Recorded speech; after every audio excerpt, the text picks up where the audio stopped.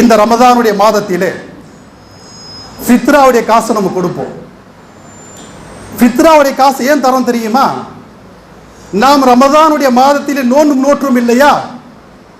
இந்த நோன்பு நோக்கும் போது தெரிந்தோ தெரியாமலோ, அறிந்தோ அறியாமலோ நமக்கு தெரியாம பாவங்கள் நிகழ்ந்திருக்கும். வீணான பேச்சுக்களில் ஈடுபட்டு இருப்போம், வீணான செயலை செய்திருப்போம். அதன் காரணமாக நம்முடைய நோன்பின் நன்மைகள் குறைந்து விடும். அல்லாஹ்வின் தூதர் சொல்றாங்க, அந்த குறைபாடுகளை நிவர்த்தி செய்ய வேண்டுமா, உன்னுடைய நோன்பு முழு நன்மை கிடைக்கணுமா என்று சொன்னால் சதகத்துல் ஃபித்ராவை தந்து விடுங்கள். யார் சதகத்துல் ஃபித்ராவை தந்து விடுகிறார்களோ, மிஞ்சி போன ஒரு ஆளுக்கு 100 ரூபாய் இருக்கும். எவ்வளவு கொடுத்தாலும் பரவாயில்ல, சும்மா ஒரு கணக்கு தான். 100 ரூபாய்க்கு மேலே எவ்வளவு நாள் கொடுங்க, பிரச்சனை கிடையாது.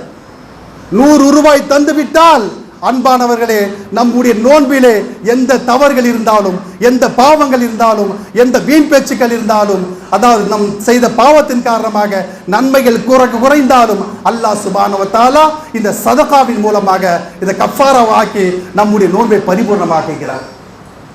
எனவே அன்பானவர்களே, கண்டிப்பாக இது கவனத்தில் கொள்ள வேண்டும்.